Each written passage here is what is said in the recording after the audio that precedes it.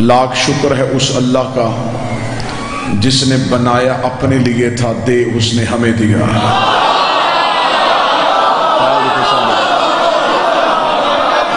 آقا زادی بسم اللہ۔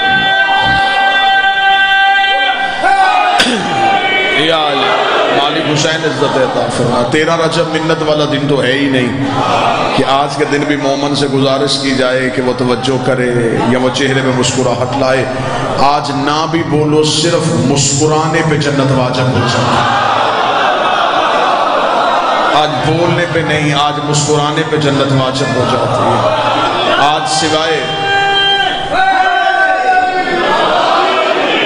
آج سوائے منکر کے ہر کوئی خوش ہے۔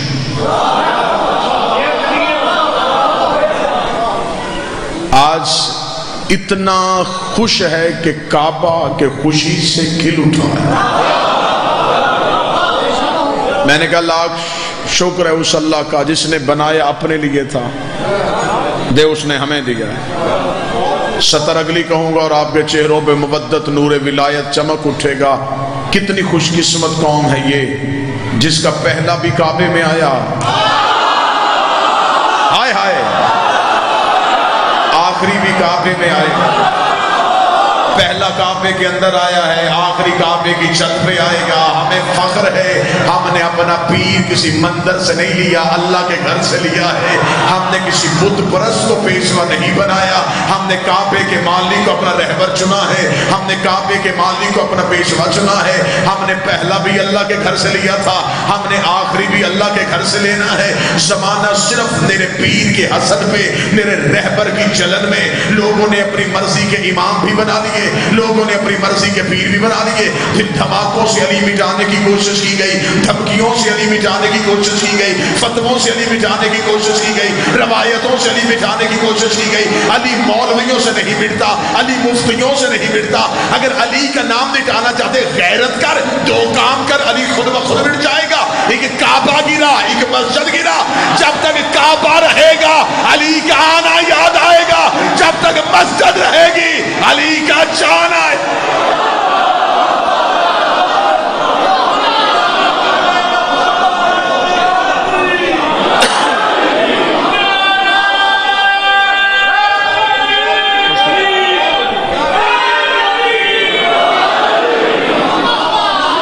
متوجہ سرکار، ہمیں فخر ہے کہ ہم اپنے اس امام کا جشن منا رہے ہیں جس پہ ہمیں کوئی شرمندگی نہیں۔ لیکن ذہنوں کی زمین زرخیز ہو گئی، جنہوں نے آنا تھا وہ آ گئے، آپ کی توجہات مکمل ہو گئیں۔ اب کرتے ہیں جشن کا باقاعدہ آغاز۔ میں نے جشن امیر المومنین قرآن سے پڑھنے کے لیے اللہ کے قرآن سے آیت پڑھی۔ پیر ہونا بھی ایسا چاہیے کہ بندہ قرآن سے ذکر شروع کر سکے،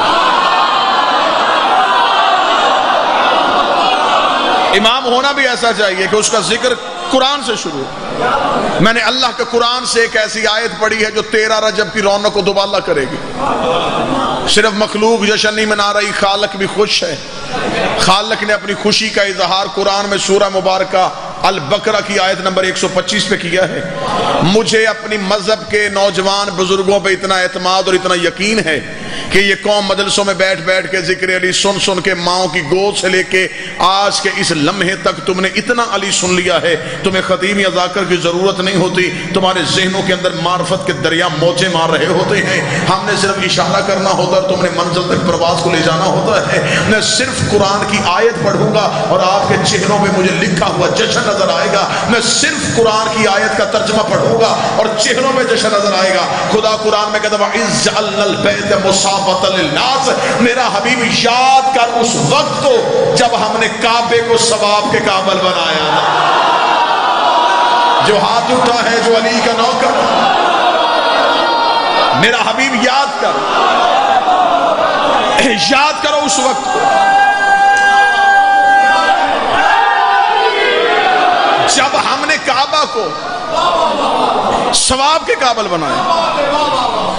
پہلے دن سے کعبہ ثواب کے قابل نہیں تھا، اس میں بت بھی رہے ہیں، خدا کرے یاد کر اس وقت کو جب ہم نے اس کعبے کو ثواب کے قابل بنایا، اسے امن والا گھر بنا دیا۔ یہ کعبہ تھا لیکن سجدہ نہیں تھا۔ اس کعبے کو سجدہ کعبے کی دیواروں کی وجہ سے نہیں ہوا، اس کعبے کو سجدہ کعبے کے قد کی وجہ سے نہیں ہوا، اس کعبے کو سجدہ کعبے کی اینٹوں کی وجہ سے نہیں ہوا۔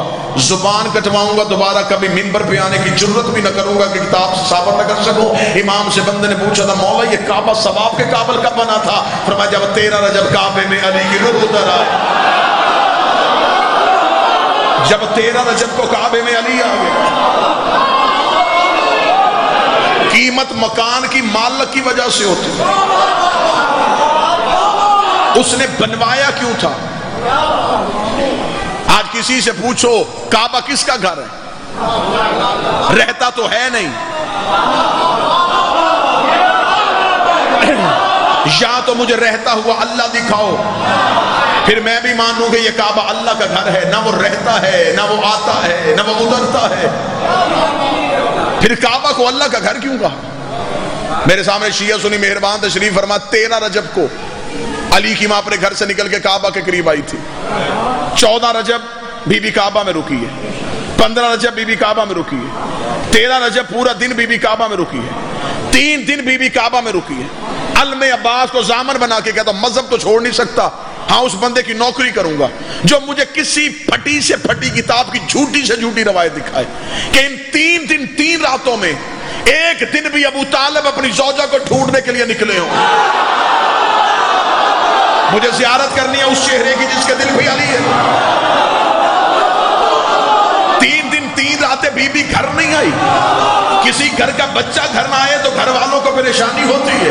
اتنی باعزت بی بی گھر سے نکلی اور واپس گھر نہیں آئی، نہ رسول نکلے نہ ابو طالب نکلے، ابو طالب بھی گھر بیٹھے رہے، رسول بھی گھر بیٹھے رہے۔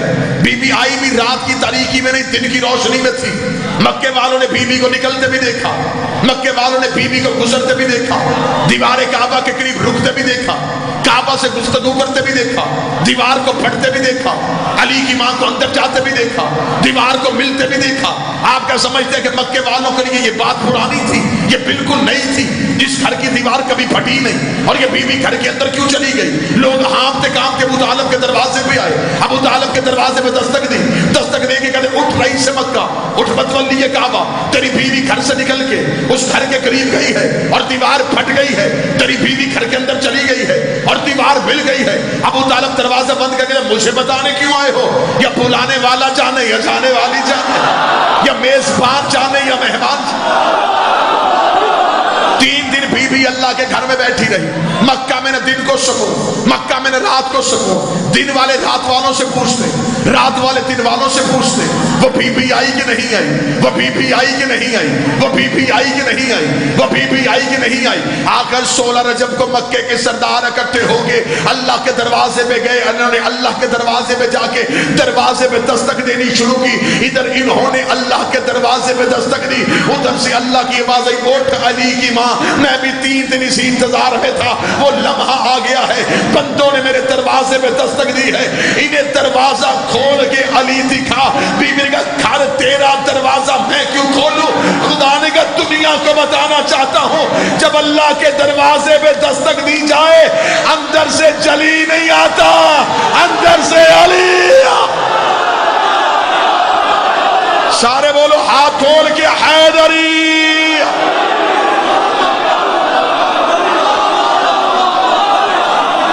مولا حسین عزت عطا فرمائے۔ جب اللہ کے دروازے پہ دستک دی جائے اندر سے جلی نہیں آئے گا، اندر سے علی آئے گا۔ میرا سنی بھائیوں، ہم مانگتے اللہ سے ہیں۔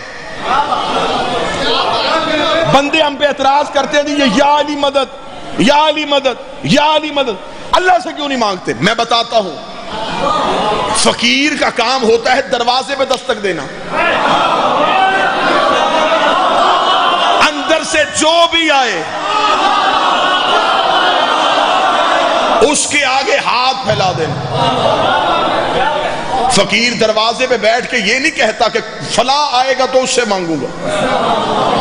اس کا کام ہے دروازے پہ بیٹھ جانا, اندر سے جو بھی آئے اس کے آگے ہاتھ پھیلا دینا, جو بھی آئے اس کے آگے ہاتھ پھیلا دینا. ہم پہ فتوے نہ لگاؤ, ہم اللہ کے دروازے پہ مانگ نہیں گئے تھے, اس کے گھر سے سوائے علی کے کوئی آیا ہی نہیں.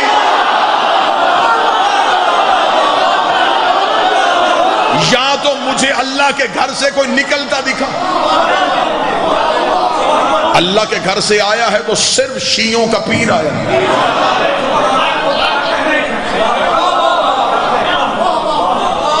ہم علی ولی اللہ لطف لینے کے لیے نہیں پڑھتے, توحید کو سمجھنے کے لیے پڑھتے ہیں.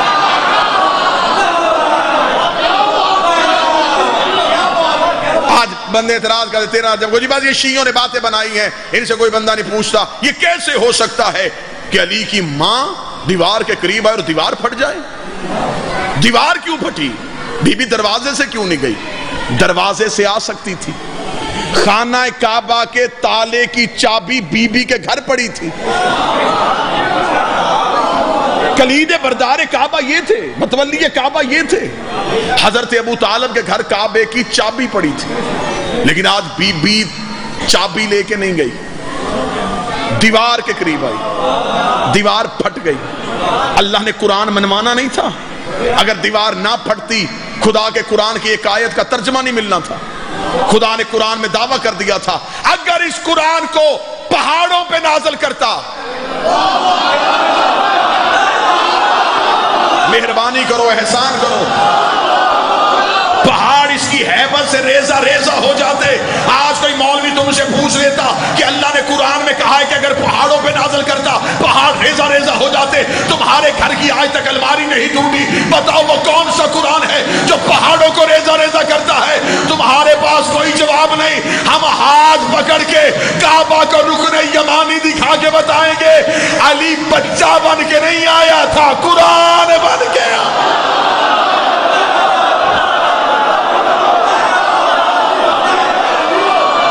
جو اتنا ہے وہ قرآن ہے.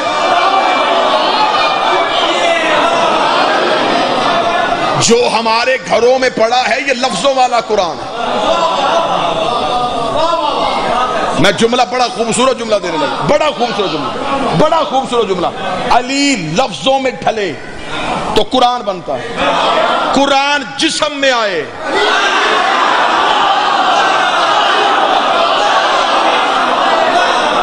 تو علی بنتا ہے. قرآن ممبر پہ لے کے آؤ, اللہ کے قرآن میں ایک آیت ہے, خدا قرآن میں کہتا ہے کہ میرے قرآن کے اندر ایک کتاب مکنون ہے. فی کتاب مکنون, ایک چھپی ہوئی کتاب ہے, اور ہے قرآن کے اندر لا یمسہ الا المطہرون, اسے سوائے طاہرین کے کوئی چھو نہیں سکتا. آج تک مولویوں سے اس آیت کی تفسیر ثابت نہیں ہوئی. خدا نے کہا کہ میرے قرآن کے اندر پھر ایک کتاب ہے جو چھپی ہوئی ہے, جسے سوائے طاہرین کے کوئی چھو نہیں سکتا. مولوی اس کتاب کو کہاں سے ڈھونڈتے؟ انہیں تو ابھی الف لام میم نہیں ملی. ہر معرفت والے بندے کو میرا ممبر سے سلام. قرآن کے اندر ایک چھپی ہوئی کتاب ہے. دو صحابی مدینے میں مسجد میں بیٹھ کے اس آیت کی تفسیر ڈھونڈ رہے تھے, یا قریب سے سلمان گزرے. ان میں سے ایک نے کہا اس سے بلاؤ, یہ علی کا شاگرد ہے, اس سے پوچھتے ہیں کہ اس آیت کی تفسیر کیا ہے. ایک صحابی نے کہا سلمان, قرآن میں ہے کہ اس قرآن کے اندر ایک کتاب چھپی ہے, بتا سکتا ہے کہ وہ کون سی کتاب ہے؟ سلمان رکے اور چہرہ ان کی طرف کر کے کہا تفسیر بتاؤں یا دکھاؤں؟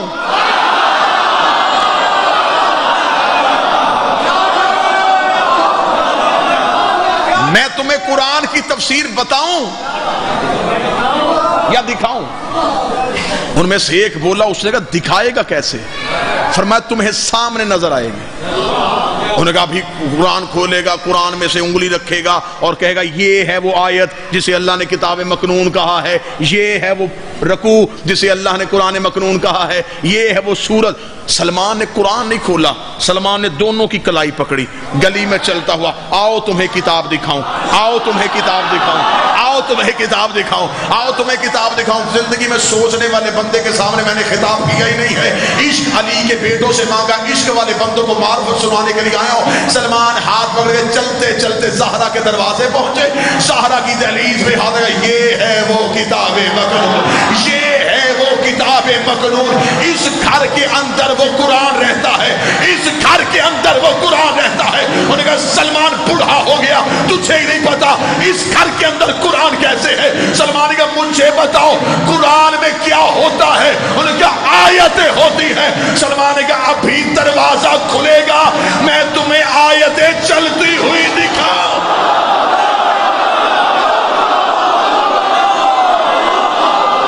سارے بولو ہاتھ اٹھا کے حیدری۔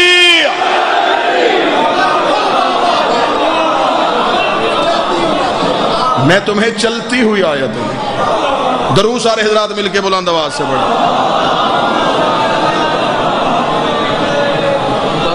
بسم اللہ یا عالمین، عید مبارک سے خیر مبارک سے۔ واجب الاحترام، قابل سادہ احترام، عزت مآب، آپ کے میرے پسندیدہ ترین ذاکر، اصل جشن والے ذاکر، پڑھے لکھے بھی، معیاری گفتگو، معیاری شاعری، بہترین تلفظ، بہترین ادائیگی، بہت بڑے باپ کے عظیم بیٹے، آج کی اس خوشی کے صدقے میں میرا مالک ہمیشہ کی خوشیاں نصیب فرمائے، حاسدین کی حسد سے بچائے، شریروں کے شر سے بچائے، دشمن کی نظر سے بچائے، ہر علی ولی اللہ پڑھنے والا ہمیشہ کے لیے سلامت رہے، اپنے شاگرد، اپنے سوزیوں، اپنے خاندان، دوست احباب کے ساتھ قائم کے ظہور تک آباد رہے۔ سلمان نے کہا آؤ میں تمہیں چلتی ہوئی آیتیں دکھاؤں۔ علی قرآن بن کے کعبے کی دیوار پہ آیا۔ چلیں آیت آگے چلتی ہے، اسی آیت کو مکمل کرو اور میں آپ کو سلام کروں۔ خدا کہتا ہے احدنا ابراہیم و اسماعیل، ہم نے وعدہ لیا تھا ابراہیم اور اسماعیل سے، ان طاہر بیتی، تم دونوں باپ اور بیٹے نے میرے گھر کو پاک کرنا ہے۔ میں نے وعدہ کیا تھا میں قرآن سے جشن پڑھوں گا، ایک آیت اور اس میں پورا جشن بند ہے۔ خدا کہتا ہے میں نے ابراہیم اور اسماعیل سے وعدہ لیا تھا کہ تم دونوں نے صرف میرے گھر کو پاک رکھنا ہے، طاہرہ بیتی، میرے گھر کو صاف رکھنا ہے۔ میرے مالک کیوں رکھے صاف؟ تو نے آنا ہے،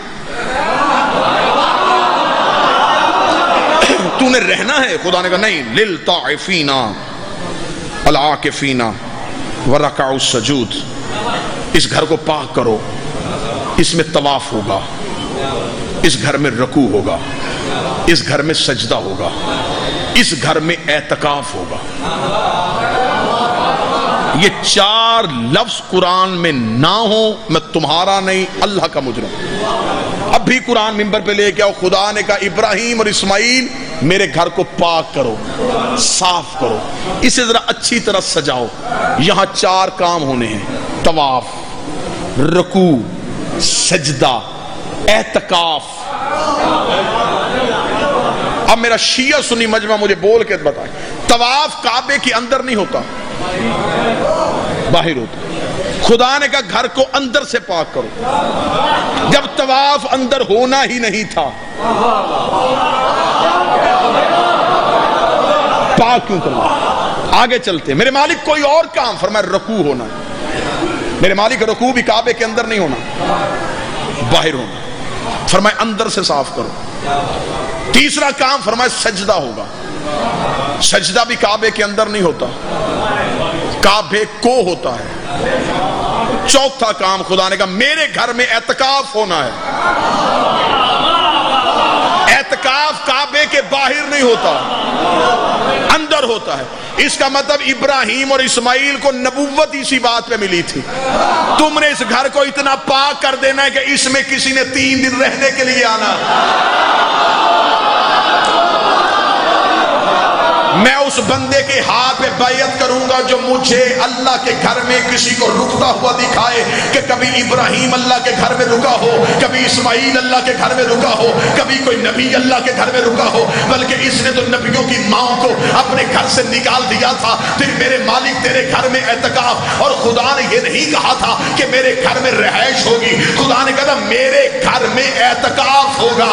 قرآن کی آیت سے بندوں کو تیرا رجب نظر نہ آئے تو میں نے علی کے دروازے سے بھیک مانگی کیوں ہے؟ خدا نے کہا میرے گھر میں اعتکاف ہونا ہے۔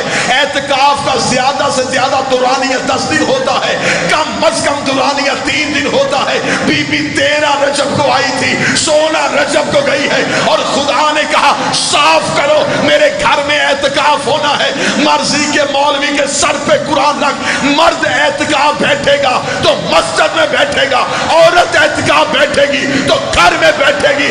علی کی ماں اللہ کے گھر میں بیٹھی، خدا نے کہا میرے گھر میں اعتکاف ہوا۔ اب بتا اللہ کا گھر سمجھ کے بیٹھی تھی یا علی کا گھر سمجھ؟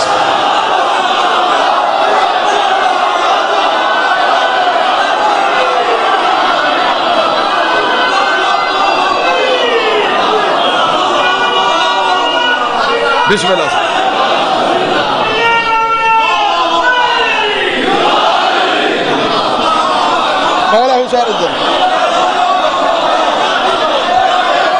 بی بی رکی،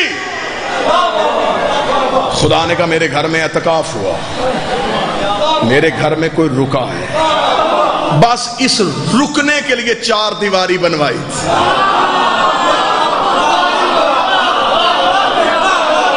کعبہ بنا ہی علی کے آنے کے لیے تھا۔ نماز کدھر منہ کر کے پڑھتے ہو؟ کعبے کی طرف۔ نمازوں کا مرکز کعبہ ہے، کعبے کا مرکز علی ہے۔ کعبے کی عبادت علی کے بغیر نہیں ہوتی، تیری عبادت علی کے بغیر کیسے؟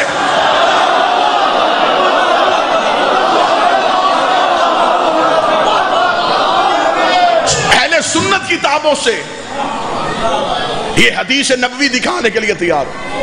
جب رسول نے فتح مکہ پہ خانہ کعبہ پہنچے تو فرمایا بلال اذان دے۔ بلال خانہ کعبہ کی چھت میں چلے گئے۔ سنی کتابوں میں لکھا ہوا، ایک انگریزوں نے ایک فلم بنائی دی میسج، اس میں یہ پورا سین انہوں نے عکس بند کیا۔ اوپر چڑھ گیا بلال اور اب رش میں نبی کو ڈھونڈ رہا ہے۔ اندر کے حالات جانے والے نبی نے کہا بلال کیا ہوا؟ فرمایا یا رسول اللہ زمین پہ اذان دیتا تھا،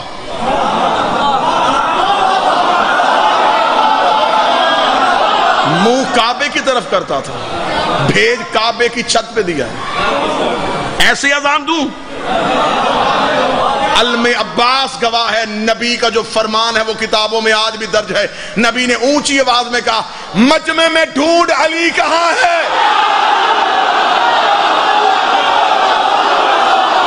بندے اکٹھے ہو کے نبی کے پاس ہے، انہوں نے کہا یا رسول اللہ تو نے بلال کا چہرہ علی کی طرف کیوں کیا؟ نبی نے وہی پہ حدیث پڑھ دی، فرمایا یا علی انت مثل الکعبہ، اے علی تیری مثال میری امت پہ کعبے کی ہے۔ کتنا بدبخت ہے وہ نمازی جس کی نماز میں کعبہ ہی نہیں ہے۔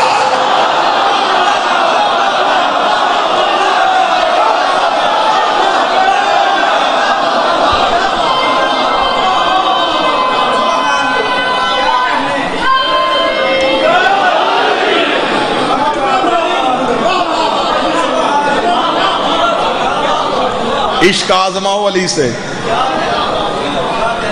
اس نے تو کرم کر دیا، اس نے اپنی ولایت ہمیں دے دی، اب امتحان ہمارا ہے۔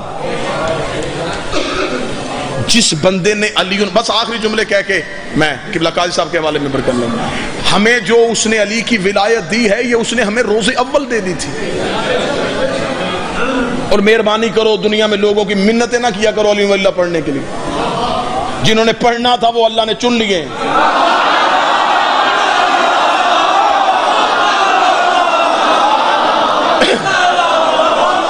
ایویں ٹائم ضائع نہ کرو بندوں سے جا کے منتیں دی، دیکھ علی کی ولایت یہاں پہ، علی کی ولایت یہاں پہ، علی کی ولایت یہاں پہ، نہیں۔ جس نے کتاب دیکھ کے علی مانا تو پھر کیا مانا۔ علی تو ماؤں کی گود میں واجب ہو جاتا ہے. علی تو یوم الست روز اول اللہ نے روحوں کو چن لیا تھا، جسے اللہ نے علی کی ولایت سے سرفراز کر دیا. پھر ہمیں اب دنیا میں دشمنوں میں بھیجا ہے علی کی ولایت کے امتحان کے لیے. ادھر سے خطرے، ادھر سے پریشانی، ادھر سے گالی، ادھر سے قطع تعلقی. یہ ساری چیزیں جب دیکھو تو سمجھ لینا علی تمہیں قریب کر رہا ہے.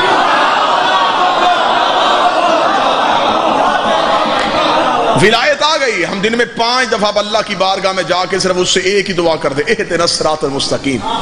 ہمیں علی کی ولایت پہ قائم رکھ. ایسا نہ ہو کہ کوئی اتنا بڑا امتحان آ جائے کہ ہم سے استقامت نہ رہے، ہمارے ہاتھوں سے علی چھوٹ جائے، ہم علی سے ایک لمحے کے لیے پیچھے ہو جائیں. امتحان دینا علی نہ دینا. دنیا میں امتحان آئیں، آزمائشیں آئیں، مصیبتیں آئیں، مشکلات آئیں، تکلیفیں آئیں، دکھ آئیں، سمجھنا کہ علی تمہیں قریب کر رہا. آسانیاں آئیں، تعلقات اچھے ہو جائیں، بادشاہت مل جائے، خزانوں کے منہ کھل جائیں، سمجھنا علی تمہیں دور کر رہا.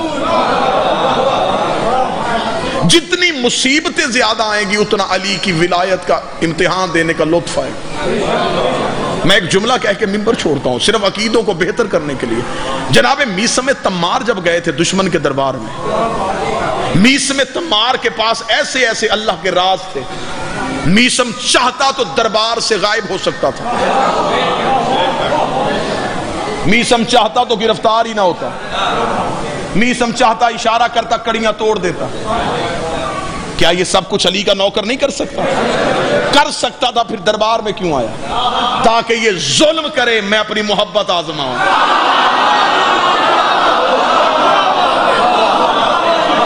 کہ میں علی کے ساتھ کتنا مخلص ہوں.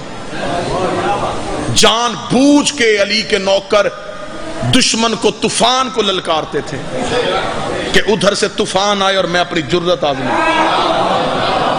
تنہا کھڑا ہے دشمن کے دربار میں.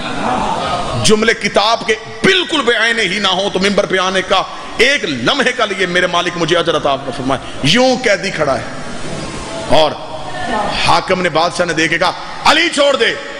میثم نے یوں اس کی طرف دیکھا، بکواس بند کر.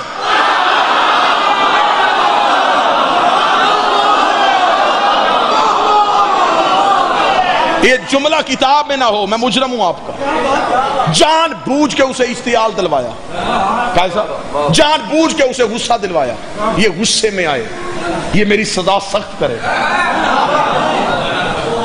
مجھے علی کی محبت میں لٹنے میں مزہ آئے. کہ بکواس بند کر. اسے اپنی توہین محسوس ہوئی کہ دربار میرا، سپاہی لشکر میرے دربار میں کھڑا ہو کہہ رہا ہے مجھے بکواس بند کرو. کہ شکنجا چڑھاؤ اسے. میثم کے پورے بدن میں شکنجا آ گیا. میثم کے قریب آیا، چھڑی میثم کے منہ پہ ماری. کہتا تیرا بدن کٹوانے لگا ہوں. میثم نے کہا جلدی کر.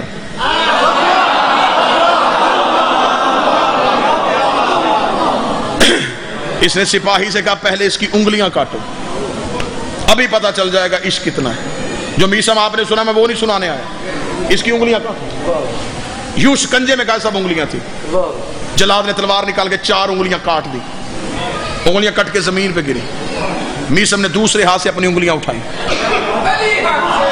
انگلیوں کو دیکھا، چوما، آنکھوں سے لگایا، رونا شروع کر دیا. میثم کی آنکھ میں آنسو آیا. کہکا مار کے حاکم کہنے لگا اب دیکھا، صرف 4 انگلیاں کٹی، اب چھوڑے گا علی کو. اب آنکھوں میں آنسو آ گئے، اب رو رہا ہے، اب تکلیف ہو رہی ہے. قریب جا کے لگا میں نے صرف انگلیاں اس لیے کاٹی تھی، مجھے خبر تھی تجھ سے اتنی سی تکلیف برداشت نہیں ہونی. ابھی 4 انگلیاں کٹی اور تیری محبت غائب ہو گئی. کہاں گیا تیرا عشق علی کے ساتھ؟ اب بتا علی کو چھوڑے گا کہ نہیں چھوڑوں گا؟ اس نے کہا تو کیا سمجھ رہا ہے؟ میں انگلیوں کے کٹنے کی وجہ سے رو رہا ہوں. اس کا پھر کس لیے رو رہا ہے؟ اس کا میں تو انگلیوں کو اس لیے چوم چوم کے رو رہا ہوں کہ اتنے عرصے سے میرے ساتھ رہتی تھی، مجھے اتنا بھی نہیں پتا تھا یہ تو عشق میں مجھ سے بھی آگے چلی گئی.